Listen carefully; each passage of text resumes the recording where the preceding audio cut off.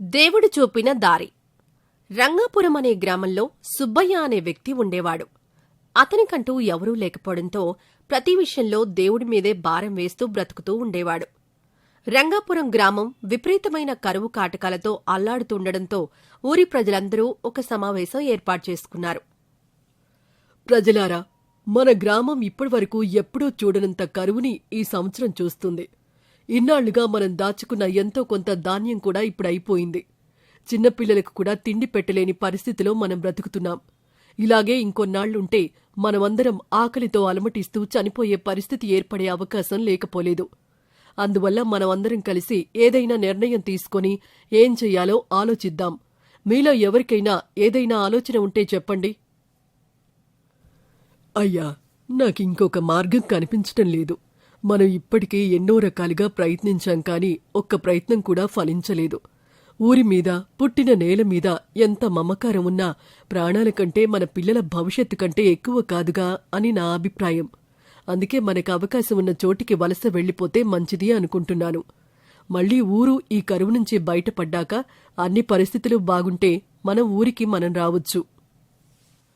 నాకు అలాగే అనిపిస్తోంది, కానీ ఊరి పెద్దగా ఆ మాట నేను చెప్పలేను కదా. సుబ్బయ్య, నీ దగ్గర ఇంకేదైనా ఆలోచన ఉంటే చెప్తావా? అయ్యా, నా దగ్గర ఏ ఆలోచన లేదు. నాకున్న నమ్మకమంతా ఒక్కటే, ఆ దేవుడి మీద నా నమ్మకం. నన్ను ఇక్కడ పుట్టించి ఇంతవాణ్ణి చేసిన ఆ దేవుడే దారి చూపుతాడని నేననుకుంటున్నాను అని వాళ్లు మాట్లాడుతుండగా ఒక వ్యక్తి పరిగెత్తుకుంటూ వచ్చి, అయ్యా, అడవిలో చెట్లన్నీ ఎండిపోయినప్పటికీ ఒక చెట్టు మాత్రం సాధారణంగానే ఉంది. అనుమానం వచ్చి చెట్టుని పరిశీలించి చూడగా అందులో నీటి నిలువలున్నట్టు కనిపిస్తున్నాయి. మనం ఆ చెట్టు దగ్గరికి వెళ్తే గుప్పెడి నీళ్లు తాగొచ్చు అని చెప్పగానే ఊరి ప్రజలందరూ క్షణం ఆలస్యం చేయకుండా పరుగందుకుంటారు. సుబ్బయ్య మాత్రం కదలకుండా అక్కడే నించుండిపోతాడు. నా నమ్మకమంతా ఆ దేవుడి మీదే. ఆయనే నాకు దారి చూపుతాడు. ఆయన నన్ను ఎలాగైనా బ్రతికిస్తాడు అని అనుకుంటూ తన గుడిసెకి వెళ్లిపోతాడు. ఊరిలో ప్రజలందరూ ఆ చెట్టు దగ్గరికి వెళ్లి దానికి చిన్న రంధ్రం చేసి చూడగా ఆ చెట్టు నుంచి నెమ్మదిగా నీరు రావడం మొదలవుతుంది. ఆ నీటిని తాగి అప్పటి వరకు దాహంతో అలమటిస్తున్న ప్రజలందరూ ఊపిరి పీల్చుకుంటారు. కొంతసేపటి తర్వాత ఆ చెట్టు నుంచి నీరు రావడం ఆగిపోతుంది. ఎంత ప్రయత్నించినా నీరు మళ్లీ రాకపోవడంతో నిరాశగా ఇంటికి వెళ్లిపోతారు ప్రజలు. సుబ్బయ్య ఇంటి ముందు నుంచి వెళ్తున్న ప్రజలను చూసి సుబ్బయ్య ఏం జరిగిందని అడగ్గా అక్కడ జరిగిన విషయానంతా చెప్తారు వాళ్లు. చూశారా, అతిగా ఆశపడి అంత దూరం వెళ్లారు. అక్కడికి వెళ్లి నీటి కోసం కొట్టుకొని ఎంత ప్రయత్నించినా సరిగా దాహం కూడా తీర్చుకోలేకపోయారు.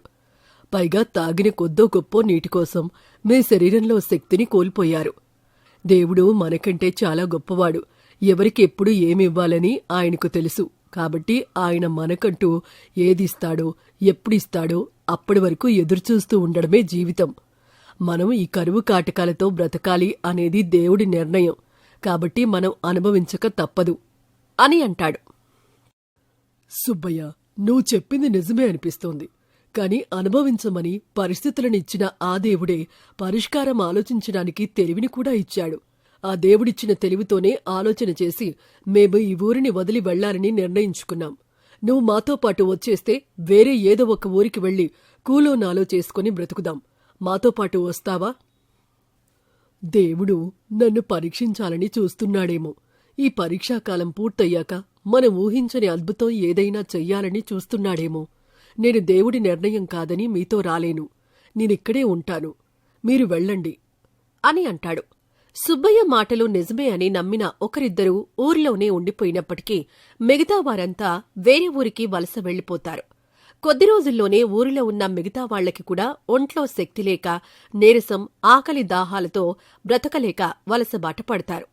వాళ్లు రమ్మన్నప్పటికీ కూడా సుబ్బయ్య దేవుడి మీదే భారం వేశారని చెప్పి ఊర్లోనే ఉండిపోతాడు. కొద్ది రోజులకి ఆకలి దాహాలకు శరీరం తట్టుకోలేక సుబ్బయ్య చనిపోతాడు. చనిపోయిన సుబ్బయ్యకి దేవుడు కనిపిస్తాడు. ప్రభు, ఏంటిది? నిన్నే నమ్మి నీ మీదే భారం వేసి బ్రతుకుతున్న నన్ను ఇలా అర్ధాంతరంగా అర్ధాయుష్తో నా బ్రతుకు ముగించడానికి కారణం తెలుసుకోవచ్చా? సుబ్బయ్య, నేను నీకు బ్రతకడానికి చాలా అవకాశాలిచ్చాను. అడవిలో ఉన్న చెట్టులో కూడా నీళ్లు రాలేదంటే ఈ ఊరిలో బ్రతకడానికి ఏమీ లేదనే అర్థాన్ని మీకు తెలియజేయాలని చూశాను. అది అర్థం చేసుకున్న కొందరు వేరే చోటికి వెళ్లి బ్రతకాలని నిర్ణయించుకున్నారు. ఇంకొందరు ఇంకొన్నాళ్లకి ఈ ఊరిలో బ్రతకలేమని తెలుసుకుని కొద్ది రోజులకు వలస వెళ్లిపోయారు. ఆ రెండు పరిస్థితుల్లో నువ్వు బయటపడే అవకాశం ఉంది. అయినా నీ మూర్ఖత్వంతో ఊరిలోనే ఉన్నావు. నేను మీకు ఆయువుని మాత్రం ఇస్తాను. వయసుని బట్టి తెలివిని మీరే పెంపొందించుకోవాలి కదా. కళ్ల ముందు కరువు కనిపిస్తున్నా దానిని తప్పించుకోవాలనే తెలివి లేకుండా నీలా మూర్ఖంగా ఆలోచిస్తూ ఇలా ప్రాణాల మీదకు తెచ్చుకొని నన్ను నిందిస్తే తప్పు నాదైపోతుందా? అలా కాదు స్వామి. మీరు మనిషికి అవకాశాలు ఎన్నిచ్చినా అవి తమ కోసమే వచ్చాయని ఎలా తెలుస్తుంది? ఏ అవకాశమో చెప్పి రాదు సుబ్బయ్య. ప్రతిసారి నేను మిమ్మల్ని అవకాశాల దారిలో నడిపించను. అందుకోసమే ప్రతి ప్రాణికి ఆలోచించే శక్తినిచ్చాను. ఆ శక్తిని వాడుకొని మీ తెలివితో ముందుకు వెళ్లడమే మీ పని. మీ పనిని మీరు సరిగా చేస్తూ బ్రతకడానికి అవకాశాలను ఎంచుకుంటూ వెళ్లడమే బ్రతుకంటే. ఇదిగో నీలా మూర్ఖంగా ఆలోచిస్తే ఇలా ప్రాణాల మీదకొస్తుంది. ఇప్పుడు చెప్పు, నీ ఆయుష్ అర్ధాంతరంగా ముగియడానికి కారణం నేనా? లేదు స్వామి. నా ఆయుష్ మాత్రమే కాదు, ప్రతి ప్రాణి తన స్వార్థంతోనో లేక ఆలోచించడం మరిచిపోయి బ్రతకడం తెలియక, తమ శక్తి సామర్థ్యాలను గుర్తించలేక మూర్ఖపు ఆలోచనల వైపు ఎప్పుడైతే మళ్లుతుందో అదే వారి ముగింపుకు కారణం. మీరు జీవిని సృష్టిస్తారు అంతే. ప్రతి జీవి ధర్మాన్ని పాటిస్తూ తమ జీవితాన్ని గడపడమే అసలైన బ్రతుకు అని అర్థమైంది. నీకు ఇంకొక అవకాశం ఇస్తున్నాను.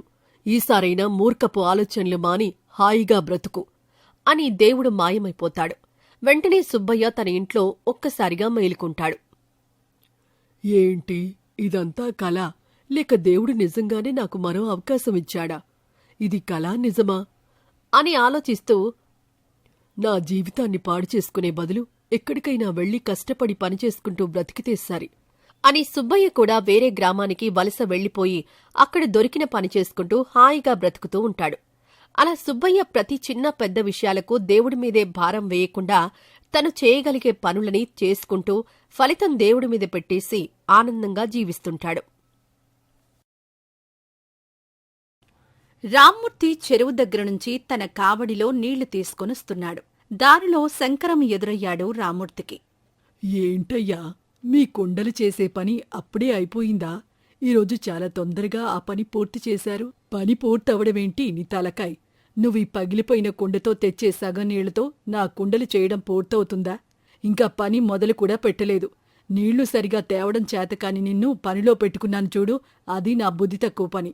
నువ్వు చేసిన సేవలు ఇక చాలులే, కాని ఇదిగో నీ పనికి ఈ అర్ధ ఇవ్వడమే ఎక్కువ.